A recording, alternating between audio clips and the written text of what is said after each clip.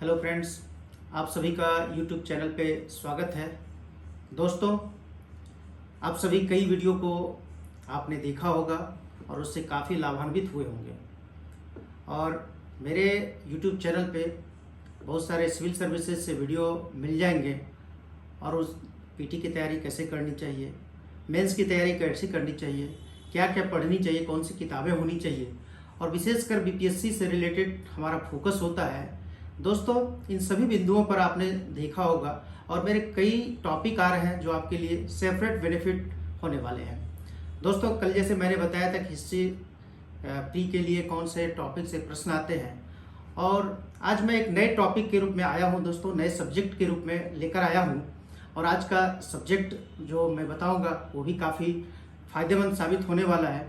दोस्तों, हमारे YouTube channel से जो नहीं जुड़े हुए हैं कृपया सब्सक्राइब कर लें और बेल आइकन को प्रेस करें ताकि नोटिफिकेशन के माध्यम से जब भी कोई नई वीडियो अपलोड होता है तो आपको मिल सके और आप उससे लाभ ले सके। तो दोस्तों, चलते आज स्टार्ट करते हैं। और आज का टॉपिक हमारा है जो 6th-7th बीपीएससी या सीडीपीओ की तैयारी कर रहे हैं उनके लिए। आज इंडियन पॉलिटी पे मैं बात करूंगा। सिलेबस तो आप जानते हैं कि इंडियन पॉलिटी से प्रश्न आते हैं, लेकिन इंडियन पॉलिटी के किन टॉपिक से प्रश्न आते हैं ये जानना महत्वपूर्ण है। और वैसे वैसे सेक्शन को हमारा कवर होना चाहिए और उसकी तैयारी हमारी होनी चाहिए ताकि हमारा कोई भी प्रश्न छूट नहीं सके और हम सभी प्रश्नों का सॉल्व कर सकें।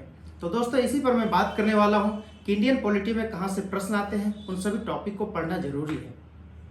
तो दोस्तों, संविधान आप जानते हैं, संविधान का निर्माण।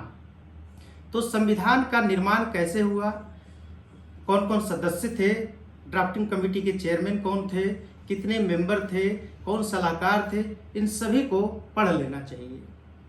संविधान का निर्माण आपको पढ़ लेना चाहिए और उसका पॉइंट करके बना लेना चाहिए। तो दोस्तों, संविधान का निर्माण जरूर बना लें। निर्माण कैसे हुआ था उस टॉपिक से प्रश्न आते हैं। दोस्तों, इसके बाद हम पढ़ते हैं संविधान के निर्माण के बाद प्रस्तावना। प्रस्तावना जरूर आप पढ़ लें। प्रस्तावना में जो संशोधन हुए हैं उसको जरूर पढ़ लें। तो ये सबसे प्रश्न आने की संभावनाएं होती है, क्योंकि हमारा कवर हुआ रहना चाहिए। दोस्तों, इसके बाद संविधान की अनुसूची, हमारी कितनी अनुसूची है आप जानते हैं कि वर्तमान में 12 अनुसूची है। पहले 8 था, बाद में 4 ऐड हुआ है। तो उस अनुसूची को भी हमें जानना जरूरी है। उस अनुसूची को जरूर पढ़ ले, तैयार कर ले अपने दोस्तों। इसके बाद दोस्तों, संविधान के प्रमुख स्रोत हैं जो दूसरे देशों के संविधान का अध्ययन करने के पश्चात हमारे देश के संविधान में समाहित किया गया।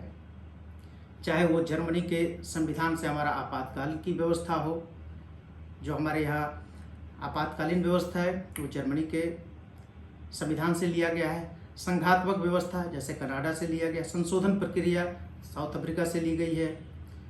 रूस से मौलिक कर्तव्य लिया गया है। अमेरिका से मौलिक अधिकार लिया गया है। दोस्तों, इस तरह से कई देशों के संविधान से जो हमारा सोर्स है, हमारे संविधान में समाहित है, उसको जरूर पढ़ लेना चाहिए, उसको जानना चाहिए। तो संविधान के स्रोत को आप जरूर पढ़ लें। दोस्तों, इसके बाद हमारे संविधान में 22 भाग हैं। उन 22 भागों को जानना जरूरी है। कभी कभार आपको क्वेश्चन पूछ दिया जाएगा कि ऑप्शन दिया रहेगा और किस भाग में ये है, तो आपको 22 भाग में एक समरी के रूप में जानना चाहिए कि संविधान के 22 भाग हैं और 22 भाग में क्या क्या है। इसके बाद दोस्तों, संविधान के निर्माण से संबंधी हम जान जाएंगे और इसके बाद जो मैंने बताया उसको देख लें। इसके बाद दोस्तों, संविधान में संशोधन की प्रक्रिया। संविधान में संशोधन की प्रक्रिया हमको जानना चाहिए, क्योंकि इससे पूछा जाता है प्रश्न। और मैंने कहा इसका सोर्स कहाँ से, साउथ अफ्रीका से ली गई है। संविधान के संशोधन की प्रक्रिया को जानना चाहिए। मूलतः 3 जो प्रक्रिया है संशोधन की वो जानना चाहिए। और महत्वपूर्ण संशोधन हुआ है भारतीय संविधान में, क्योंकि हमारा भारत का संविधान कठोर भी नहीं है, लचीला है। तो स्वाभाविक है कि हमारे संविधान में कई संविधान का संशोधन हुआ है। चाहे 85 का संविधान संशोधन हो, चाहे 42 का संविधान संशोधन हो, चाहे प्रथम संविधान का संशोधन हो, कई महत्वपूर्ण संशोधन है, उसको हमको जानना चाहिए। चाहे 42वीं संविधान संशोधन हो, 44वां संविधान संशोधन हो, चाहे 76वें संविधान संशोधन हो, 74वें संविधान संशोधन हो, इन सभी संविधान के जो हमारे संविधान में संशोधन हुए हैं, इन सबको जानना चाहिए। क्योंकि महत्वपूर्ण संविधान संशोधन पूछे जाते हैं प्रश्न की, और वर्तमान में कितने संविधान संशोधन हुए हैं अब तक, इन सबको जानना चाहिए। इन्हीं सभी से प्रश्न पूछे जाने की संभावनाएं अधिक होती है। दोस्तों, महत्वपूर्ण अनुच्छेद को भी जानना चाहिए।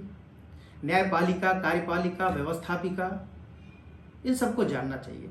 राज्यपाल की नियुक्ति, उनके जो विवेकाधीन शक्तियां हैं, इन सबको जानना चाहिए।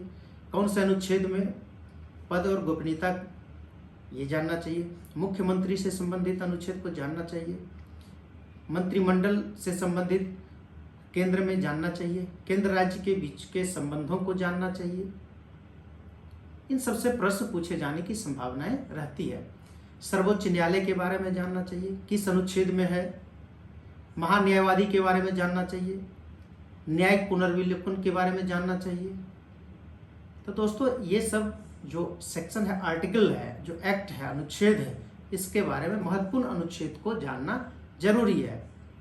हमारे देश में जो संविधान है, संविधान में 3 प्रकार की आपातकालीन व्यवस्था है, 352, 356 और 360। इसको पढ़ना चाहिए। इन सबसे प्रश्न आने की संभावनाएं होती है। तो दोस्तों, कुछ महत्वपूर्ण अनुच्छेद है जिसको हमें जानना चाहिए। चाहे केंद्र राज्य के बीच संबंध हो, या राज्य का निर्माण हो, चाहे नागरिकता से संबंधित हो, मौलिक अधिकार से संबंधित हो, फंडामेंटल राइट्स को जरूर पढ़ना चाहिए, क्योंकि प्रश्न वहाँ से आने की संभावनाएं होती है। हम फंडामेंटल राइट, अगर इंडियन पॉलिटी की बात करते हो और फंडामेंटल राइट्स नहीं जाने, तो फिर इंडियन पॉलिटी हमारा अधूरा है। इसको अच्छे से पढ़ना चाहिए। चाहे वो सब जो भी हमारा, चाहे स्वतंत्रता, समानता, शोषण के विरुद्ध अधिकार, धार्मिक स्वतंत्रता हो, इन सबको पढ़ना चाहिए। संवैधानिक उपचारों के अधिकार 32, ये भी पढ़ना चाहिए। तो फंडामेंटल राइट्स को हम अच्छे से समरी के रूप में तैयार कर लें, अच्छे से तैयार कर लें।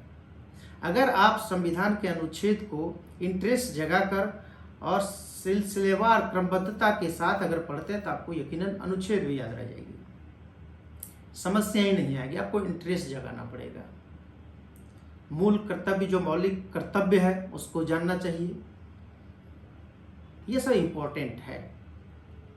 6(1) का जानना चाहिए।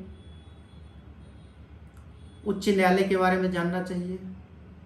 संवैधानिक कुछ प्रावधान, जैसे लोकसभा में प्रतिनिधित्वों की संख्या संघ राज्य क्षेत्र से कितनी है, राज्यों से कितनी, बिहार राज्य में कितने लोकसभा में प्रतिनिधित्व की संख्या है, उसको जानना चाहिए। राज्यसभा में कितने प्रतिनिधित्व की संख्या, इसको जानना चाहिए। 330 अनुच्छेद 332 को जानना चाहिए। SC/ST सदस्यों का जो किस अनुच्छेद के तहत प्रतिनिधित्व आवश्यक है जानना। दोस्तों, इन सभी से क्वेश्चन आते हैं। संघ सूची, राज्य सूची, समवर्ती सूची को जानना आवश्यक है। इन सब से प्रश्न, मैं उन्हीं अनुच्छेद के बारे में बता रहा हूं जो इम्पोर्टेंट है। क्योंकि दोस्तों, इंडियन पॉलिटी में अगर इन सभी सेक्शन को हम तैयार कर लेते हैं, यकीन करिए आपसे प्रश्न नहीं छूटेंगे। प्रश्न छूटने की संभावनाएं समाप्त हो जाएगी और आपका तैयारी अच्छे से हो जाएगा। फिर बीपीएससी में प्रश्न नहीं आएंगे। बहुत कुछ महत्वपूर्ण संशोधन होते हैं दोस्तों, उसको जरूर जानना चाहिए। जो राजनीतिक घटनाक्रम चल रही है, उसके बारे में जानना चाहिए। कौन से महत्वपूर्ण संशोधन हुए हैं, उसको आवश्यक है जानना। और किन पार्टी, जैसे कभी चुनाव आयोग से रिलेटेड, उसको हम जाने, अनुच्छेद 324 को पढ़ें। ये सब महत्वपूर्ण है। दल बदल को पढ़ना चाहिए। एंटी डिफेक्शन लॉ जरूरी है। चुनाव सुधार के बारे में कुछ संशोधन है, उसके बारे में जानना चाहिए। पंचायती राज व्यवस्था के बारे में जानना चाहिए। नगर निकायों के बारे में जानना चाहिए। इन सबसे प्रश्न पूछे जाते हैं। आरक्षण का प्रावधान जो 35% बिहार में किया गया है, इस सबको जाना। ये सब इंडियन पॉलिटी के तहत आ जाते हैं। तो दोस्तों, इन सबको अगर हम कवर कर लेते हैं तो प्रश्न नहीं छूटेंगे। ये सब इम्पोर्टेंट सेक्शन है। तो संग्रह मौलिक अधिकार को अवश्य पढ़ लें। इन सबसे क्वेश्चन आते हैं। महाभियोग जो की एक प्रक्रिया है, संशोधन की एक प्रक्रिया है, इन सबको पढ़ लेना जरूरी होता है। ये सब टॉपिक को अगर आप तैयार कर लेते हैं तो आपसे प्रश्न नहीं छूटेंगे। मैंने दोस्तों क्या बताया? संविधान की अनुसूची, संविधान के भाग, संविधान के स्रोत, संविधान का निर्माण, कार्यपालिका, व्यवस्थापिका, न्यायपालिका, संघ राज्य क्षेत्र, नागरिकता, मौलिक अधिकार, मौलिक कर्तव्य, आपातकालीन व्यवस्था, संशोधन प्रक्रिया, महान्यायवादी, सर्वोच्च न्यायालय, राष्ट्रपति, उपराष्ट्रपति, लोकसभा के अध्यक्ष, राज्यसभा में प्रतिनिधित्व, लोकसभा में प्रतिनिधित्व, SC/ST का संवैधानिक प्रावधान किस एक्ट के तहत है, पंचायती राज व्यवस्था, नगर निकाय, प्रस्तावना, कुछ महत्वपूर्ण अनुच्छेद, इसके अतिरिक्त तो ये सबको आप तैयार कर लें, आपके प्रश्न नहीं छूटेंगे और आपका इंडियन पॉलिटी कंप्लीट तैयार हो जाएगा। यहीं से प्रश्न पूछे जाते हैं और आपका इंडियन पॉलिटी से कहीं प्रश्न नहीं छूटेंगे। दोस्तों, मैं कोशिश कर रहा हूं कि सब्जेक्ट वाइज आपके कुछ महत्वपूर्ण टॉपिक है जहां से प्रश्न आने की संभावनाएं होती है, मैं उन्हीं टॉपिक के बारे में बताऊं ताकि आप उसको कवर कर सकें और आप उसको पढ़कर तैयार कर सकें, ताकि आपका 6th से 7th BPSC का प्री, चाहे आप CDPO की तैयारी कर रहे हैं, आपके प्रश्न इस सेक्शन से नहीं छूटेंगे, इन सब्जेक्ट से प्रश्न नहीं छूटेंगे। पुनः मैं दोस्तों नए वीडियो लेकर आऊँगा, नए टॉपिक के रूप में लेकर आऊँगा। आज तक के लिए इतना ही दोस्तों, और जो भी इस चैनल को सब्सक्राइब नहीं किया है सब्सक्राइब कर लें, बेल आइकन को प्रेस करें और आपके कमेंट की अपेक्षा मैं करूँगा। आपका जो भी वीडियो में कमेंट लगे आप उसको कमेंट करें, क्योंकि आपके कमेंट के अनुरूप ही मैं नेक्स्ट वीडियो में भी लेकर आऊँगा। और अच्छा लगा दोस्तों तो आप वीडियो को लाइक करें, शेयर करें, सब्सक्राइब करें और आपके कमेंट का मैं अपेक्षा करूँगा, ताकि मैं आगे जो वीडियो डालूँगा आपके अनुरूप ही, जिनके जो अधिक कमेंट होंगे उन्हीं के अनुरूप मेरा नेक्स्ट वीडियो होगा। तब तक के लिए दोस्तों इतना ही। Thank you so much. Thank you.